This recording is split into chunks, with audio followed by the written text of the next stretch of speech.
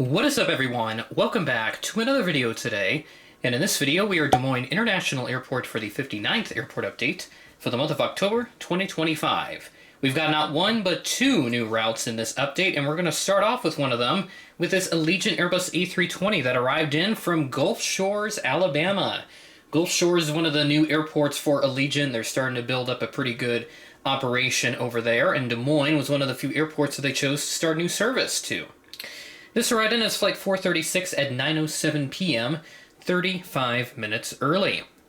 So with Gulf Shores, like I said, it's a very new operation for Allegiant. They've just been kind of slowly building that up since it's right near Pensacola. So that service right now, that started on October 3rd, and it will run twice weekly, Monday, Friday.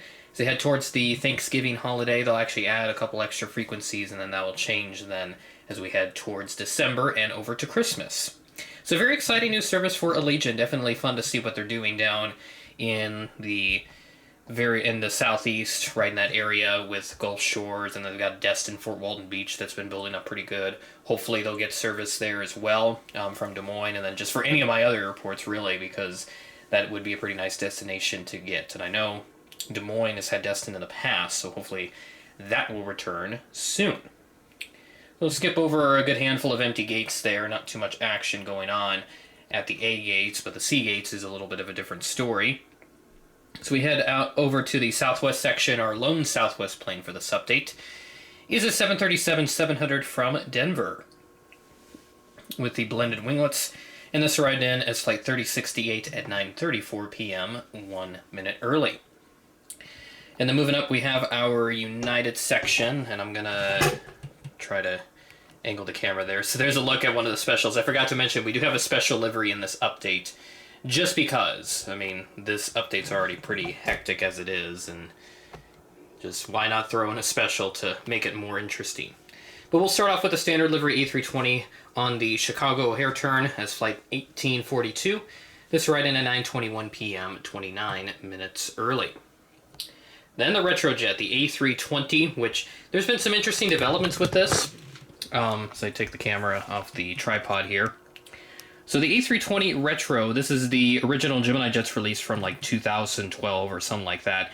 They actually just announced a new release of this, but it's only available through the United Airlines shop. So I am tempted to get that since it does have an updated registration placement.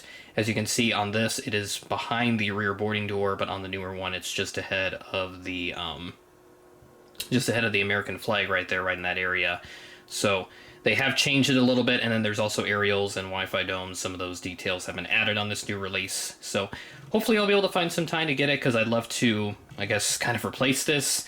But at the same time, this does suit me pretty well, since the only difference is just the registration change. But anyway, this A320 Retro arrived in from Denver as Flight 2265 at 4:07 p.m., which is 10 minutes early. So overall, our A gates a little emptier than previous updates, and I'll just kind of go over some of the other applicable routes that we have here. So we've got Denver and Chicago primarily just on these turns. So Chicago, there's the American service, which I'll look at that here in a little bit. Chicago, they're going to have quite a handful of mainline. They are doing 4 daily, along with an extra Embraer 175 frequency. They have a couple 737s in October, but they're going to go to pretty much all A319s from O'Hare on the main line in November. And then as for Denver, we don't have Frontier in this update, but they're running on about a 4 to 5 weekly schedule here through next month. And then for Southwest, still 1 daily there with the 737-700. And I also just want to remind everybody as well that the Chicago Midway service, that starts up March 5th of next year, which is my birthday, so that's kind of cool. Yeah, so that replaces the St. Louis service, which is being discontinued at that time. That will be 2 daily. Well, I don't know if it will be, because they have a 757 listed on that, and obviously Southwest does not have that. So I'll just say it's 1 daily for now until I get the confirmation that it is 2 daily, and that's just perhaps a glitch within the flight connection system. So that is pretty much all of that, and then I'll save the Allegiant stuff for the end of the video when we get through all the other aircraft here. So I'll go ahead and swing on over to this A319 parked at Charlie 1 On a bit of a, I would assume this is a charter turn. This came in from Concord, North Carolina, so the USA airport. This arrived in at flight 4501 at 6:44 p.m., 45 minutes late. And this did not have a gate listed, so I just placed it at whatever open gate was there. I probably could have placed it at like A3 or something, but C1 works as well, since Allegiant has parked planes there in the past. They pretty much park anywhere, just wherever there's an open gate, because they got so many flights out of here now. It's not even funny. But moving on to our Delta section, the 717, which I initially did not have in the lineup, but since there was an open gate, I figured, why not? We'll throw it in here, since this has always been very consistent. This arrived in at flight 1704 from Atlanta at 9:39 a.m., which is 26 minutes early, and it's also the same aircraft from last month in terms of the tail number. CRJ 700 coming into the mix. I've got the DTW Delta Connection service this month, when I previously had just Minneapolis if I were to feature Delta Connection here, but other months I've not. So this arrived in as flight 5058, an Endeavor service at 9:40 a.m., 20 minutes late. Then we have our mainline American from Chicago. This is on the 738 right now, which is pretty cool. This arrived in as flight 2424 at 7:36 p.m., 35 minutes early. Or no, I think that's 45, I want to say. Yeah, that's like... Or no, it's 35. It's somewhere around there. It's at least half an hour. My mental math's kind of a little wonky right now. But anyway, way in the back, there's our last mainline aircraft for the update. It's an A320 with the IAE engines coming in from DFW as flight 1664. This arrived in at 3:01 p.m., 2 minutes early. And this is a matching registration, 651 Alpha Whiskey, which I believe, yes, this is the same one that Gemini did for their second A320 release. And then the last aircraft, which is our second new flight. I'm going to try and zoom out so the camera work isn't all that wonky here. But it's sitting way in the back. And it is the Embraer 175 for American Eagle from Los Angeles. This service started the very next day after the Gulf Shore service, which was on October 4th for this particular flight. This arrived in as flight 6409, a SkyWest service at 2:26 p.m., 9 minutes early. I'm going to put the aircraft or the camera back on the tripod here, just so that it's a little easier for me to convey the information about the LAX service. But there's a lineup for Des Moines, update number 59, officially in the books here, after we get through all of the other routes and fun stuff happening here. So with Los Angeles, that has started up, and that will be once daily on the SkyWest 175, looking pretty good. It looks like on November 16th, they'll have a second frequency there, so they might do some extra frequencies later into the winter season. But now I'll go ahead and check out some of the other frequencies that have been popping up here. So Boston on Allegiant, that's going to end in January, twice weekly, Monday and Friday. Just head down the eastern seaboard to start.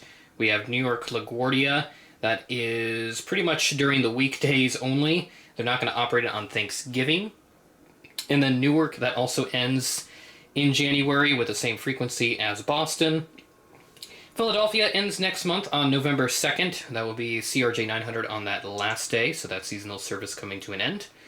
Washington Reagan looking at 2 daily on American, the 175s. Charlotte with a 2 to 3 daily, primarily on the CRJs, but there is an A320 mainline. So we switched back from like 2 mainline, now down to 1 here. Then the Atlanta service, that won't change too much, just down a frequency or 2 on the Mad Pups. Jacksonville, which has been one of the new services, that's going to end next month, November 29th, but they will operate it Sunday, Thursday through the period. Orlando Sanford, they're doing 3 weekly with some extra frequencies around the Thanksgiving holiday. It's Monday, Wednesday, Friday there. Orlando International, Frontier is going to have a couple of services around Christmas time, 21st, 23rd, 28th, and 30th of December, and then January 4th. They're going to operate that frequency, so just something to note there.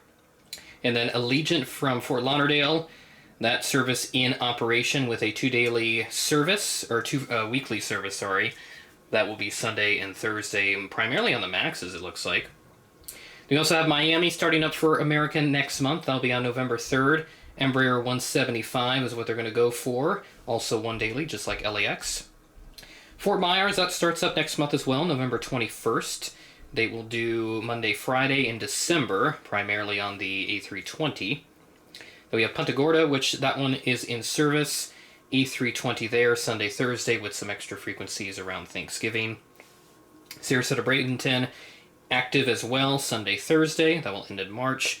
St. Petersburg, that ends in May, and that will be Monday, Friday as well, and same case around Thanksgiving. So that's everything in Florida, but we'll head over to Houston now for the United service. 2 daily with 1 main line, 1 regional jet, as per usual. Austin on Allegiant, that's back, and that will operate Sunday, Thursday through the period, and then they'll shake it up around Thanksgiving. DFW, which we had on the main line, they're looking at about 2 to 3 main line-ish. Yeah, and then some days it's just going to be all main line, 738, A319, A320 in there, because why not? Phoenix Mesa is 3 to 4 weekly in November. And then Sky Harbor on American, that will be 1 main line, A319. Actually go up a couple frequencies as well on some days with a 2nd main line.